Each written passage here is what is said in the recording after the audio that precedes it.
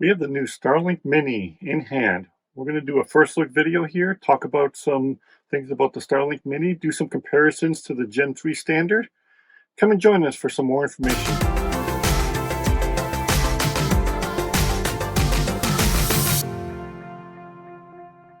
Hi, I'm Dan from the Mobile Resource Center. So we have the latest Starlink, the Starlink Mini, in hand now.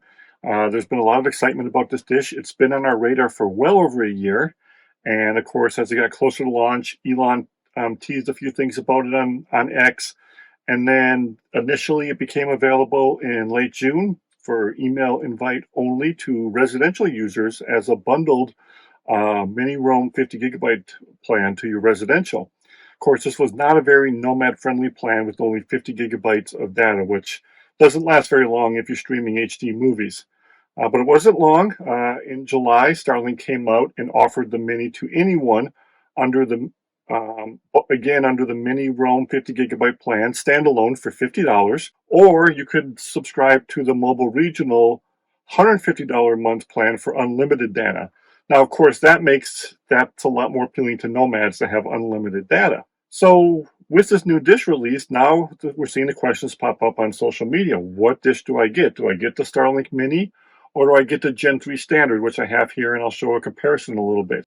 We purchased this dish ourselves for MIRC for the team. I'm testing it right now as I have the Gen 3 standard and I have the Mini in hand, so I can do a good head-to-head testing. And I'm on the road, and this isn't a truck camper, so I'm traveling with Starlink and several cellular options. So I can give a nice initial review of what I think. This is more of a first look video. I haven't had a lot of hands-on testing time with this, but I wanted to give my initial impressions and just kind of give people a look to what the mini dish is, what comes with it, and talk about some features and some things. I had some opinions about how the dish may perform, and I've got to see if those have come true and if there were any surprises, as I've done some testing with the Mini now for a couple days, and I'll share those with you here shortly. Well, let's start with the first obvious observation about the Mini. It is small. This is really a nice small package. It's very portable.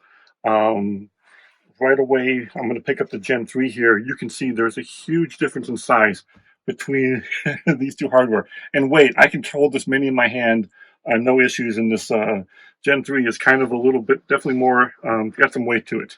So small size, ultra portability. That was one of the things that Elon teased about the Mini, was put it in a backpack. And if you have a backpack that fits a MacBook computer, this pretty much just slides right in. So that's the first, initial observation of the Mini is if you want to take your Starlink with you, you want to take it in a car, you want to take it backpacking with you on a camping trip in a tent, there's no doubt this size is so much easier to handle and deal with than the Gen 3 standard hardware. And it's super light, super portable.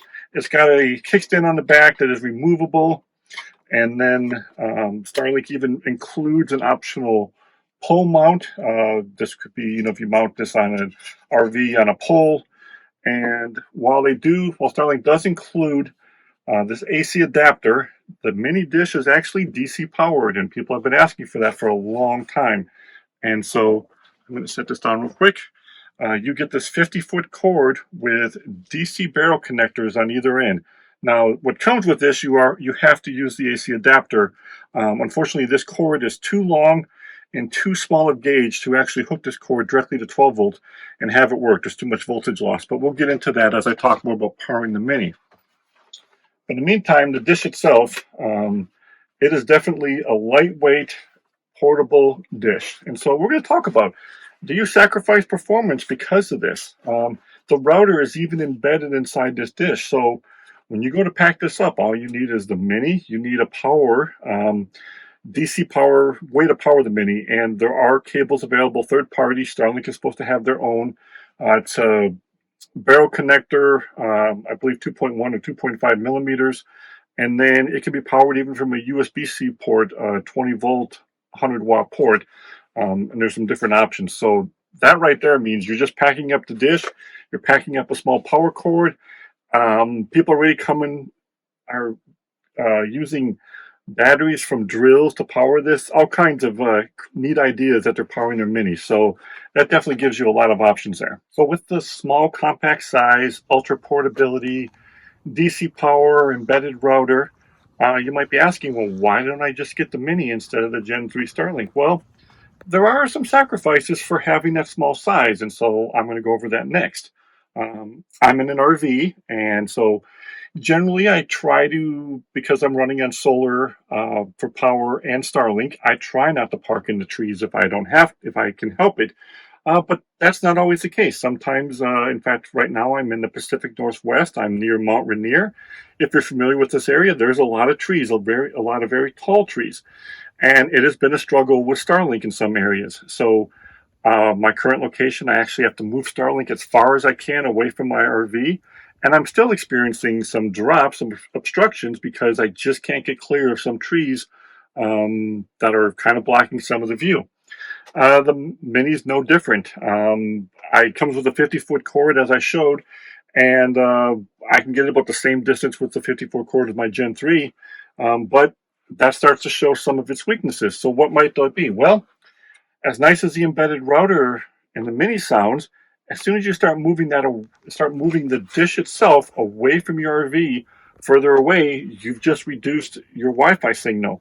And in fact, the power of this embedded router, it's actually a Wi-Fi 5 router compared to a Wi-Fi 6 with the Gen 3. It's also not as powerful because, again, Starlink's trying to save power. They want this thing to use as little power as possible. So there were some sacrifices made on the Starlink's web page for under the router. The embedded router in the Mini is rated up to about 1,200 square foot in like a house setting, and the Gen 3 is 3,200 square feet. So that's quite a difference. And so the first thing I notice as soon as I start moving this dish away from my RV as far as I can go, I start having a weaker Wi-Fi signal. And my RV is not metal. If you had a metal RV, this would even become more of an issue. So as I sit in my RV trying to connect to the dish, I've noticed that the Wi-Fi signal starts becoming the limiting factor, especially with some devices. Um, I've tested with a range of cell phones, older phones, tablets, and in some devices, the Wi-Fi really drops off quick, and that becomes a limiting factor. So take that into account. Now, although this does have an embedded router, there is an extra plug here, and you can plug in an external router. And if I was using this in an RV full time, I would have that as an option because you would need to plug in. Now, this would mean you were plugging in another cable, running it back to your RV, and you'd have to have another router. In my case, I have some Peplink routers, which work very nice with Starlink, and I could hook it to my Peplink router, and that would take care of that issue. But it creates another issue. Unfortunately, when you plug in a cable to the Starlink mini dish, it automatically puts the router in bypass mode. And then in order to remove bypass mode, you actually have to reset the dish, which there's a button here on the back to do that with. So that means the next time you want to use the dish without the external router, you're going to have to reset up the Wi-Fi again. Not a huge deal, but just something to make note of. Let's talk about performance. Do you sacrifice download upload speed because of the small size?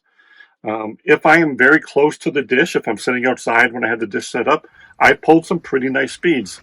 50, 75, 100 megabits down is not too hard to pull. Even seen some faster, but it doesn't pull faster speeds as consistent as the Gen 3 might. The other thing, of course, is the plans. My Gen 3 is on a grandfathered portability plan where I have higher priority when I'm at my service address. And I can tell a difference when I'm using another dish, such as the Mini, that's on a deprioritized plan. So the Mini Roam 50 gigabyte plan or the mobile regional $150 plan are both deprioritized plans. This means you're the lowest tier. And so if I run a speed test of both hardware at identically the same time, the Mini always suffers. It always drops way down, sometimes down into single digits or 10 or 20 megabits down when my Gen 3 is pulling 100 plus. So that's something that you can't really help because of the plan, but it also is more noticeable, I think, on the Mini. It's just not as consistent. But most of the time, 50, 75, 100 megabits down, that's plenty of, download speed to do what you need. Now, of course, the Gen 3 tends to be even faster than most times, higher peak speed, sometimes 200, 300, even 400. You're not going to see those speeds out of the Mini, but that's probably not a huge deal. The upload, the other thing that I noticed is the upload seems to be a little slower. It's a weaker transmitter, it's a smaller, it's less antenna array, smaller antenna array in here. That becomes a factor. And if the dish is further from my Wi-Fi device, such as a cell phone, the upload really suffers. I definitely noticed that.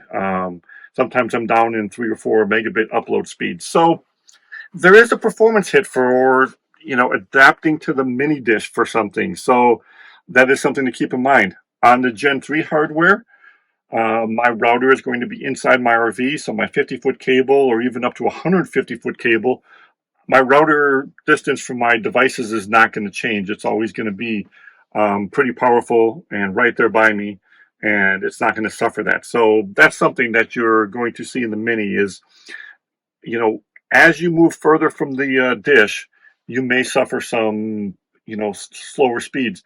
If you're in a metal van, an Airstream, that could even play a bigger role. Now, if you're using this in a car and you're really close to the dish, well, it's probably not going to be a factor, but just keep in mind what type of RV, what type of vehicle you're going to be using this with. And are there times you have to move it further from your vehicle or your RV to get a clear shot of the sky? That's going to come into play. Let's talk about power. As I mentioned earlier, this comes with a 50-foot cable with DC barrel connectors, and with the AC adapter, this 50-foot cord is fine. But as I mentioned, trying to run this particular cord at 12 volts just doesn't work. People are finding they have to bump this up to about a 24-volt input before the 50-foot cable becomes acceptable for use. That also means if you're trying to get your dish further from your RV, more than 50 foot, you may have to come up with the more creative options. So getting the dish further from your RV, getting the mini dish further from your RV is a little more challenging compared to the Gen 3 dish where, using a 150-foot Ethernet cable between the dish and the router is no problem. So that's something else to take into consideration with the Mini. Let's talk about power usage with the Mini. This is another advantage that the Mini has over some of the other hardware is it definitely has a lower power usage along with being DC powered pretty natively. So Starlink says the Mini uses around 25 watts on average, and plugging the AC adapter into an electrical outlet, I can monitor that. I'm coming up about the same 23, 25 watts.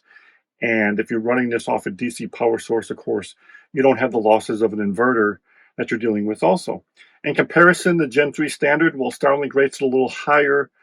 I generally find that my Gen 3 standard with minimal load averages out about 51 watts. So it's about twice as much as the Mini, but that does add up over time. So, some people are attracted to that lower power usage, but again, there's trade-offs for doing that. So you have to decide on use case what makes sense. Powering the Starlink Gen 3 standard off solar, I do that every day. I've got a pretty robust solar system, so I can do that. But of course, it is a pretty decent draw. I can turn it off at night and save considerable amount of power if I decide to do so, and I have cellular to fall back on. So that's a nice advantage, of course, of having some cellular is you can turn off the Starlink altogether and save some power. So let's talk about cost. The Starlink standard dish normal retail price has been dropped to $499 in the recent months, although more recently, right now in August of 2024, Starlink has had the Gen 3 standard on sale for $299. Makes it a heck of a deal on the Gen 3 standard. The mini dish has been introduced into the U.S. market at $599. So right now it is twice the price of the Gen 3 standard hardware, making it kind of expensive dish. This is where a lot of the standard hardware had been priced previously, and now the Mini is coming in at that price. We don't know in the future, after demand wears off, if the Mini price may drop, but right now, demand is high, and Starlink is keeping the Mini price in the U.S. market at $599. So that does make it a little more expensive option to purchase when for half the price you can get a Gen 3 standard. So wrapping up some thoughts on the Mini, this is more of a first look video, but to do some preliminary analysis, if you were looking at purchasing Starlink today for the first time and you're trying to decide for your use case, does the Starlink Mini make sense, or should you go with the cheaper but larger Standard Gen 3? Well, as mentioned, I think some of the use cases that definitely make the Mini a great choice is anything that requires ultra portability. If you're looking at taking the dish away from your RV to use in other sorts of traveling in a car, going backpacking and taking it with you on a hike, going tent camping, and you want to be able to take your Starlink with you, obviously the Mini makes a great choice for that.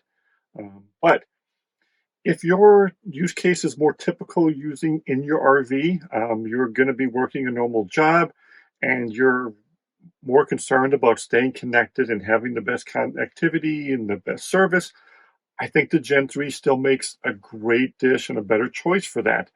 It's got some higher peak performance and it is a larger dish. It is cheaper right now.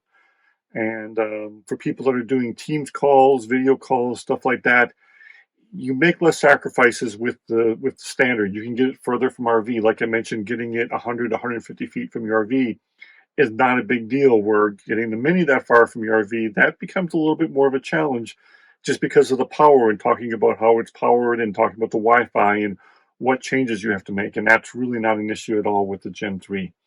The Gen 3 is the technology is the same. This hardware win a certification at the FCC at the same time. So they're using the same phased array antenna tech inside, even though they came out slightly different times. They're really the same internally. It's just a um, smaller dish, and they made some sacrifices compared to the Gen 3. So that's what you've got to decide is your use case. For my personal use, while I could make a mini dish work, I don't think it would be my first choice. I think my Gen 3 standard is the dish fits my needs much better. I have the option of moving around more. I generally keep my Gen 3 standard mounted on the roof of my RV, and I'm not really taking it places with me. Now, I'd love to add the Mini as another option in my arsenal. Of course, there's extra costs associated with that. Um, Speaking of cost and plans, there is one big advantage to the Mini, and if you are absolutely looking for the Mini Roam 50 gigabyte plan, that is currently only available on the Mini Dish. Starlink is not offering that on other hardware at this time. That may change in the future, but right now, if you want that 50 gigabyte plan for limited use, for whatever, and you don't mind purchasing the hardware as an additional plan, that's a great choice, and it can be paused when you're not using it. So that's a great option there. I'm looking forward to getting to travel with this mini dish and testing it out, doing more head-to-head comparison with the Gen 3. We'll be sharing these results with our uh, paid members and over at the Mobile Internet Resource Center. I'm getting ready to do a cross-country trip from the Pacific Northwest to South Dakota. I'm looking forward to having this small dish available. Now, as I mentioned, I keep my Gen 3 generally mounted on my RV, so it's kind of ready to go available. And of course, I could mount the Mini on my RV. I don't know that I'm going to get a chance to, but I'm looking forward to the fact that this is so easy to deploy and just set up. And in fact, I ride motorcycles, and I could pack this Mini in one of my luggage cases and take it with me on a bike. That's something I would never even consider with the Gen 3. So for ultra portability, the Mini's got it's a great option for that. So you just have to ask yourself your use case. Are you really looking for that small size portability? And are you willing to sacrifice some of the performance, the ability to move it further from your RV for that small size? Then the Mini makes a great choice and you don't mind the higher price tag right now. Gen 3 standard is still great hardware. It's going to be relevant for years to come. It just came out also. So it's not like the tech is any different. This is the latest hardware tech between the Gen 3 and the Mini. You've got all the latest hardware, all the latest advancements that Starlink has come out with. So stay tuned. We'll be sharing more details as I get a chance to test more. These videos are brought to you by our premium members, our mobile internet aficionados. They make it possible for us to track this news and create these videos. If you like this video, please give it a thumbs up, leave a comment, subscribe to our channel, or better yet, consider becoming a member yourself.